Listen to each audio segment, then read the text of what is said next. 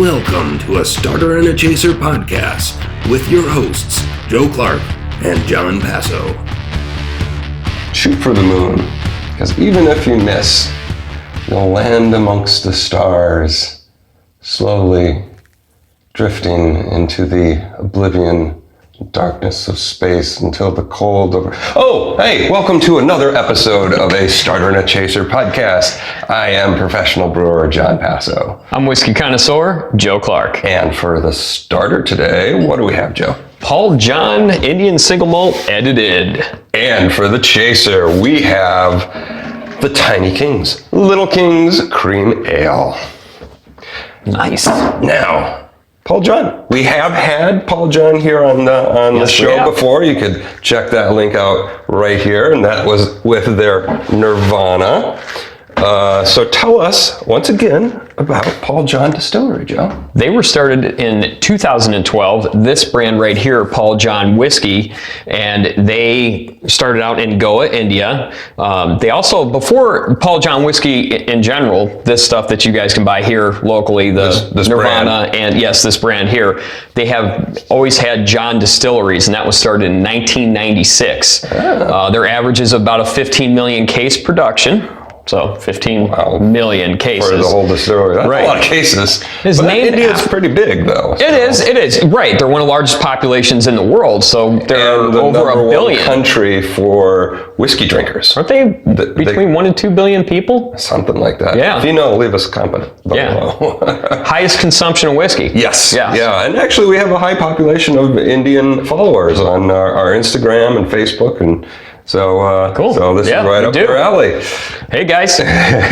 So it is named after the owner, Paul P. Jon. And tell us something about the barley, Jon. Now this is a cool thing because it's a little bit of a theme to this episode. Intentional, unintentional, not entirely sure. But both the Paul Jon and the Little King Cream Ale is made with 6-row barley. Usually they use 2-row barley, which is the most common one. You can get better yields off of it, therefore you can create more product. But with 6-row, the kernels are a lot bigger. You get, less yield, but the flavors that you get out of the barley, they're lend to a big boldness, an oiliness, a larger depth of flavor than you get with standard 2-row malt. So that brings up a question. So is that the size of the barley? Yeah, the size of the actual so they measure it in itself. Rows. Yeah. Okay, all right. Yeah, okay. So there's 2 rows and then there's 6 rows, and I think they also do 4-row as well. That's really interesting. Yeah. Okay. Yeah. Something I learned too, just like you guys. Hopefully some of you, I'm not the only one that doesn't know. So edited, this product itself is 92 proof, and Paul Jon always puts the percentage right here on the whiskey on the front of the bottle. So that is 46% alcohol. And these are also in peated barrels. It's not a peated whiskey, they say it's peated barrels. So upon research, we don't know if it's previously been used with scotch that is been peated, and it's now the barrel's peated, or if maybe the barrel itself is smoked with peat. We don't know. If you know, please let us know in the comments below. Be sure to hit subscribe while you're there. I'm just pulling the bottle out so that our viewers can see that. Joe, why don't you take a nose to this, and I will hold it up to the camera so that people can see the color, which is very light. Yes, it is very light. Very kind of almost mellow corn. Sure. It's also it's not very thick or anything like that. It's a little bit. It's got some dissipation going on here, so it's a lighter one. Look at mine. I just get a little bit. Yeah.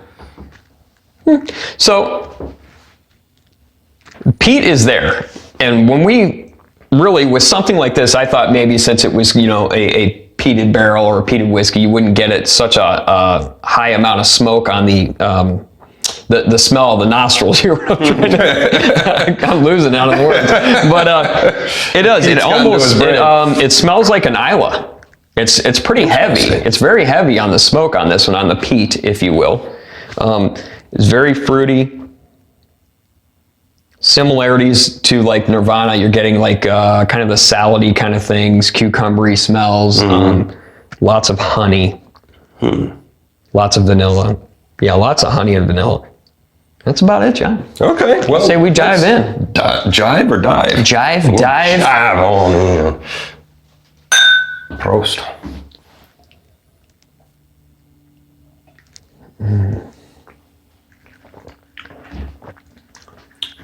Ooh, that's so bizarre. Cucumber. Yeah, isn't it? It's just like, it's so much cucumber. Crisp, watery, not like watered down, but like that wet cucumber slice. Yeah. You get like, it's this whiskey, the Paul John stuff, to me is almost like you get the vegetables and the greens. You know, you really do. It's like, it's the healthy whiskey. What are you drinking there? My salad for the day. Paul John, drink to your health. It's not meaty. Upon second sip, I'm starting to get those smoke notes, the peat. Barrel. It's almost kind of reminiscent of like mesquite smoke. It's like a mesquite smoke there. And there is a little heat, and there is definitely a spiciness to this for sure. And what is that? It's kind of like, it's different. Yeah. Let's hit it a third time. Little peppercorny.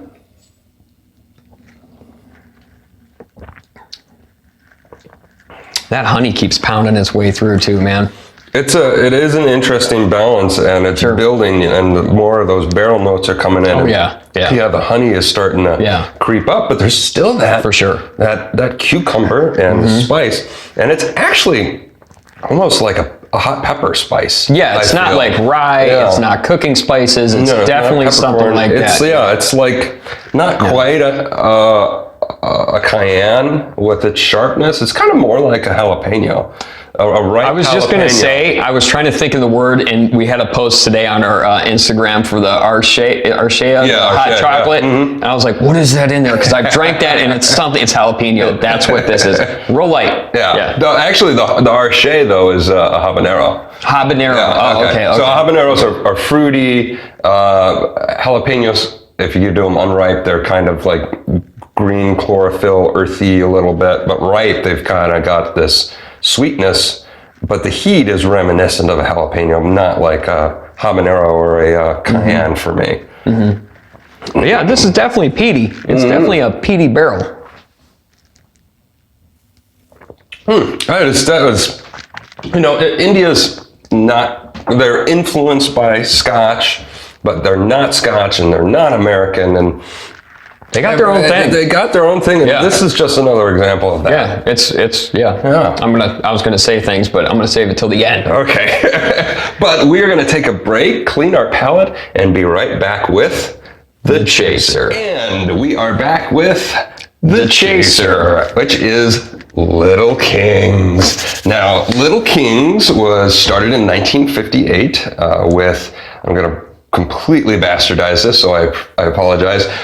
Schoenling Brewing Company, which is now Hudepohl Schoenling Brewing Company in Cincinnati, Ohio. And the neat part about this is it was actually designed as a sidecar for drinking with bourbon. So this is actually the chaser. This is the real chaser. This is the real chaser for a starter and a chaser. That's awesome. As you can see, it is a cream ale and clocks in at 5.5% ABV and 20 IBUs. And now cream ales are actually one of America's indigenous beer styles, up there with pumpkin ales and steam beers, for kind of what the English Americans started, not the Native Americans. And the origins for that style go all the way back to the late 19th century. Wow. With history, there's a lot of different stories for how it came about and how to properly brew it, but essentially it is brewed with ale yeast and then lagered, so it's cold stored like a lager would be. Okay. Cream ales also vary. There's pre-prohibition, which tends to be stronger than post-prohibition, and since this is only 5.5% ABV, I'm gonna venture out that this is a post-prohibition style, and typically cream ales are brewed with both corn and 6-row barley. just like that. Paul John. But I don't think Paul John has the corn. They've got the in the 6-row though. Yeah. So we're gonna crack some of these stubbies open. We'll probably only need one. Yeah. Twist off. Nice. These are 7-ounce bottles that this comes in. I'm a little worried because it's a green bottle, but that's the brewer in me. That's because they tend to spoil more with green bottles? Yeah. Okay. Ooh, look at Green that. bottles let in, I think, light. something like 60% UV rays, which skunk hops. This reminds me of like the... Ooh. It's light, but it's got a Very light. little goldish color to it, to the top there. You know what I mean? It's kind of little, kind of fades in and out. That's cool. Head sticking around, which is nice. What are you picking up on the nose there, Joe? Real slight hops. Kind of typical American lager style beer smells coming out of it. So crisp A little and grainy. clean. Yeah, crisp, clean. Yeah, a little grainy. Grainy, okay. Kind of a fresh cut grass hay note thing going on. That's about it. So a little chlorophyll, a little dry, dusty hay. Okay. Yeah. All right. Dive in. Let's do it. I think we should. Cream ale. Cream ale, first one for the show.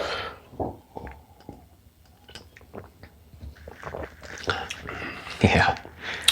There's a little sweetness to that front end of that. There's a little bit of body to this. That corn does come through. Yeah, big time. The sweetness is kind of a mixture of malt and corn, but not full-blown malt sweetness. So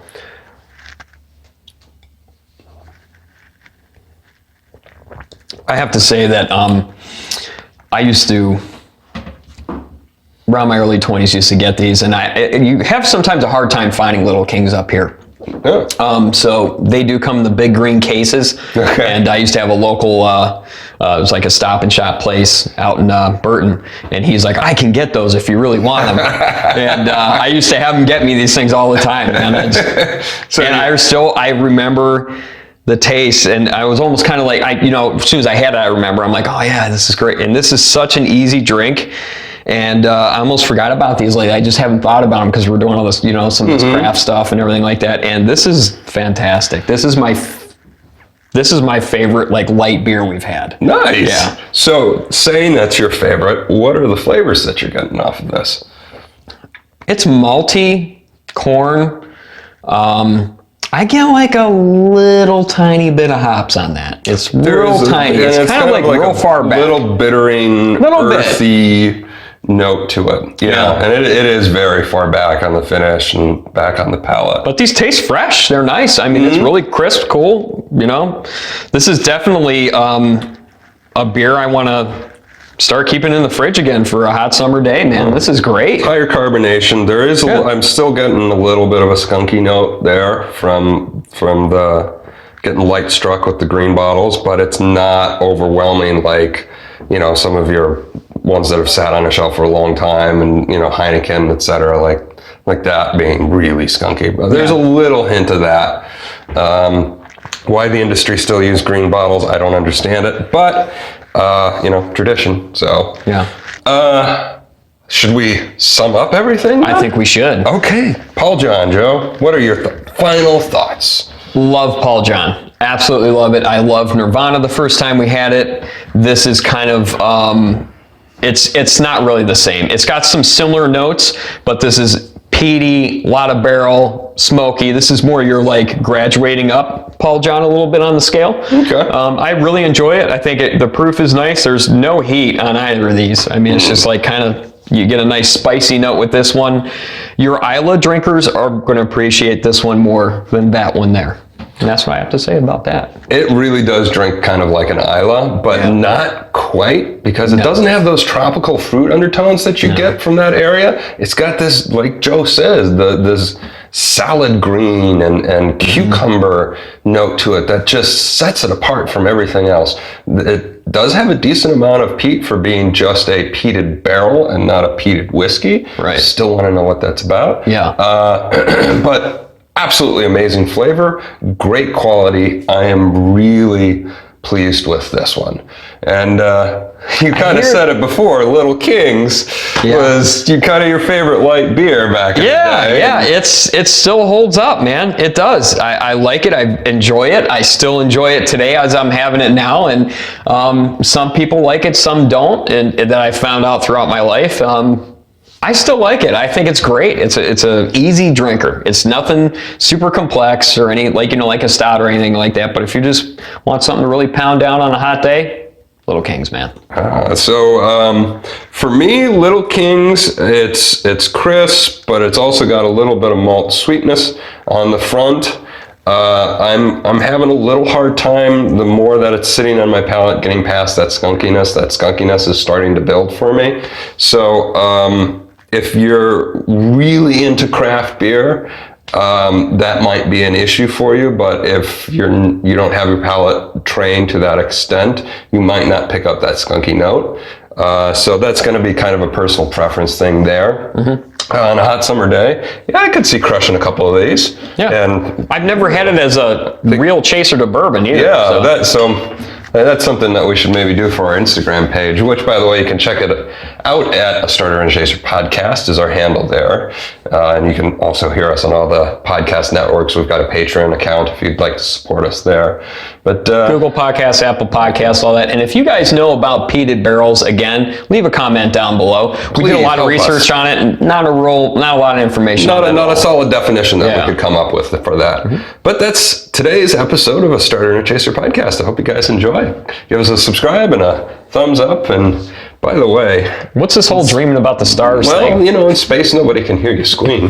So, okay. It's getting cryptic now. All right, guys. See you later.